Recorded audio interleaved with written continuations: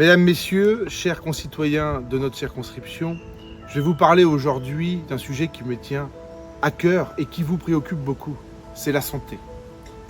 Comment accepter en 2024 que nos animaux de compagnie, qu'on aime par ailleurs beaucoup, soient mieux soignés que nous-mêmes? Comment accepter, chez nous dans l'Orne, que nous ne soyons pas tous égaux, que les territoires soient mis en concurrence malgré l'ampleur de l'argent public mis sur la table par les collectivités?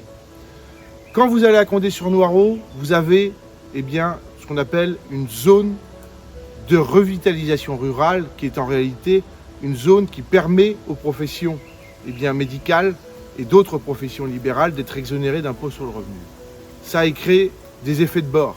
Les effets de bord, c'est l'installation évidemment des professionnels dans les endroits où ils ne payent pas d'impôts et c'est l'abandon finalement de nos territoires qui aujourd'hui ne sont pas reconnus comme zone de revitalisation rurale. Il faut que ça cesse. Député, je m'engage à travailler sur le sujet. Député également membre d'une majorité alternative portée par le nouveau Front populaire, c'est aussi appliquer le programme. Nous sommes les seuls à avoir un programme commun qui s'engage à mettre en œuvre la régulation des jeunes professions médicales.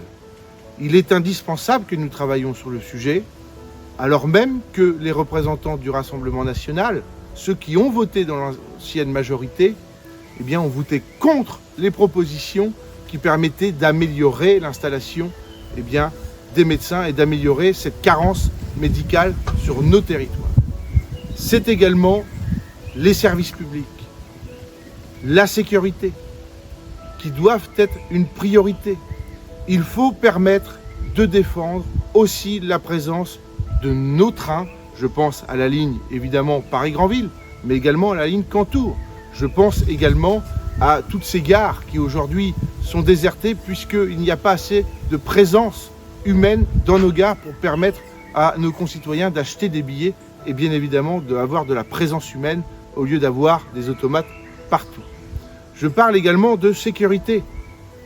Nous sommes les seuls à porter cette police de proximité qui a été supprimée, rappelons-le, par les amis du député sortant qui ont été dans le gouvernement de Nicolas Sarkozy. C'est important de le rappeler. Cette police de proximité, elle est fondamentale pour établir la confiance entre nos concitoyens et la police et permettre de faire en sorte d'avoir des agents sur le terrain à votre écoute, puisque la sécurité, c'est également la prévention. Je veux m'engager également à renforcer les liens entre police et justice. Je veux également permettre à nos commissariats d'avoir enfin des agents qui sont dans la recherche, qui travaillent sur le fond des dossiers et permettre à nos gendarmes d'avoir aussi une présence accrue sur le territoire de manière à rassurer les concitoyens. Ceux qui souffrent de l'insécurité, c'est généralement les plus fragiles. Je veux également défendre l'éducation nationale. Il est aujourd'hui impensable que nos professeurs ne soient plus respectés, ne soient plus écoutés, ne soient plus considérés. Il faut que nous fassions en sorte de réduire les effectifs par classe en deçà de 19 élèves, comme dans d'autres pays européens, et faire en sorte de rétablir l'autorité du professeur qui doit être soutenue par sa hiérarchie. Je veux également rappeler le principe de laïcité qui m'est cher, de manière à permettre une neutralité du service public et assurer la liberté de conscience.